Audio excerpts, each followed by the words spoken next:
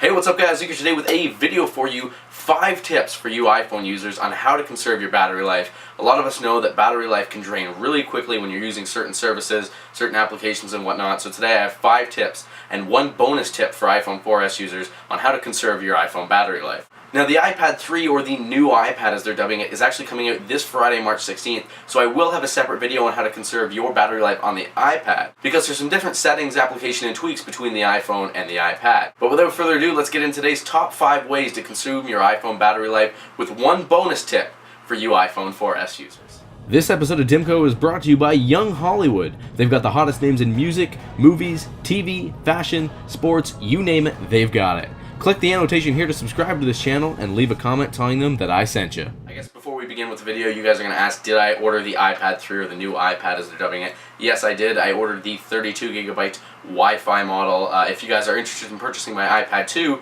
those of you in Canada, it's a 64GB Rogers version. So 64GB 3G with Rogers. I'll put the eBay link down in the description. So 5 tips for you iPhone users. Coincidentally, I have this this list on my iPhone. And here we go. Let's open up this. So the first thing you want to do is get rid of push notifications that you don't use. So hit the home button, go into the settings, and we're just going to look at my push notifications that I have on, which I don't use, because these apps are constantly updating in the background. They're constantly pulling information from the server, even if you're not using them. So we're going to go to notifications and look at what I have. Do I want the weather widget? Yeah, it should probably pull. Phone should pull. Messages should pull. Game Center doesn't need to push. I don't need to have push notifications on for that because I don't use Game Center. What about BMO? BMO doesn't need to have push notifications on because I don't need them. Where's my water? Doesn't need to be on there. So that's 5 or 6 applications right there that don't need to be in my push notification settings, but they are. So I'm going to remove them, and that should take more stress off my iPhone battery life. Tip number 2, staying in the settings app, the locations features that your iPhone has. We're going to change some of those now. So all you need to do that is go into your settings app and go to location services right under the notifications tab that we were just at. And you see all these applications right here? Oh, you can't really see it because the lighting's different. Anyways, I must have 20 applications that are getting my location right now. Does BMO need to know where I am? No. Does Flickster need to know where I am?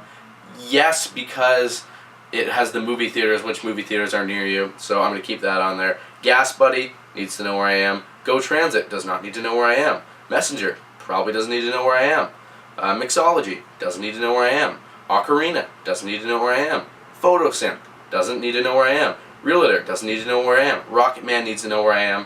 And weather, and find my iPhone and Twitter. So I mean, that's another 5 or 6 services that I've just turned off that have been draining my iPhone's battery life, running in the background, using location services when I ask them to, when I really don't need them to be using my location through the GPS on my phone. Now the third setting is one that I'm not going to be turning off, but some of you who have your Facebook accounts that forward to your Hotmail address, and just maybe you have an overloading Hotmail account that has like 30,000 emails in it that are constantly getting pushed to your phone but they're completely useless, maybe you don't need that. So what you need to do is you need to go into settings again. We're going right back to the settings app.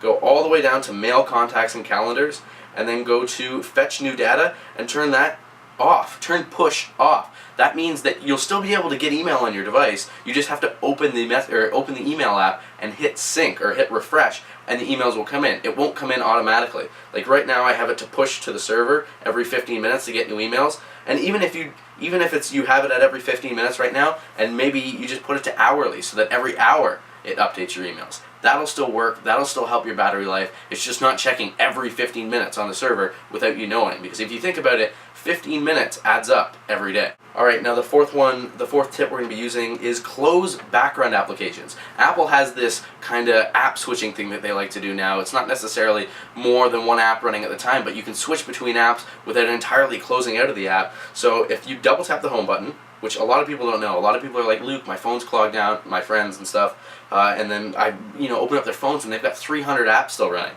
So I'm going to count how many apps I have right now. 4, 8, 16, 20, 58 applications running in the background right now. Like, just apps that I don't even need running in the background, and they are running. So I mean, closing them down is going to be taking less RAM from my iPhone. I think the iPhone has a gig of RAM, maybe. Maybe. Anyways, whatever the iPhone has, it's going to be taking less of that, therefore conserving your battery life. So, I mean, that's tip number 4. Fifth tip is all about radio communications. You know, you've got your Wi-Fi and your Bluetooth. Those are your two main and then I guess obviously your cell phone signal. But your two main controllable, well, I guess your cell phone signal is controllable too. Your two main consumer radio signals heading out of your iPhone are Bluetooth and Wi-Fi, plus your cell phone signal. But we're not going to touch our cell phone signal.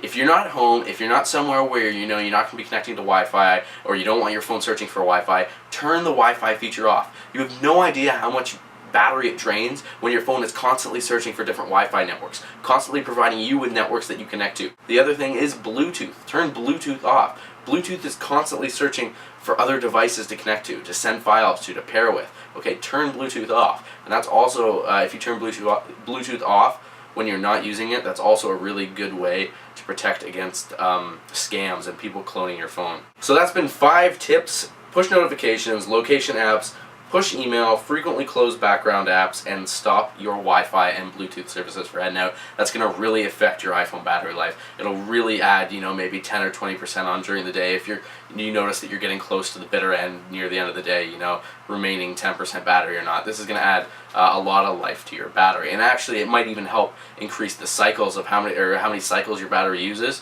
and giving your iPhone battery life a better life over time. Now I've got one more tip for you Siri users on the iPhone 4S. If you didn't know, when you hold your phone to your ear like this, Siri activates. So call home. I just said a whole bunch of stuff, so I don't know if it's actually going to call home. But anyways, when you raise your iPhone to your ear, Siri activates, so call home. That's what it picked up. So when you raise your iPhone to your ear, what it's doing is the proximity sensor is always searching for something it's always searching. Anyways, you can turn that off so that the proximity sensor always isn't searching for someone there. So let's go to Settings, General, Siri, and then just turn Raise to Speak off. You can still use Siri. You can still double tap the home button. Or, wait, it's not double tap. What is it? I can use Siri. Oh, hold down the home button. Hello Siri, how are you? Call Diane. Wow. Call Diane, home button. Hello Siri, how are you? That's what I got from that. Anyways, there's another tip for you iPhone 4S users, because Siri does drain a lot of battery life because it's constantly looking on the servers for things. Anyways, guys, this has been Luke from LukeDeMarco.com. If you have any tips for conserving your iPhone battery life, leave them down in the comments below. If you have any tips for iPad, laptop, I want to do a laptop battery life video soon, but any iPhone, iPad, laptop battery life tips, down in the comments below, and I will be sure to respond to them and check them out for sure. And hey, maybe you'll even be featured in a upcoming video. If you like this video, I want you to go ahead and click the like button above, and if you really like this video, I want you to give me some support and subscribe to these videos, because it's pretty awesome when you subscribe. Anyways, guys, this has been Luke. See you in the next video.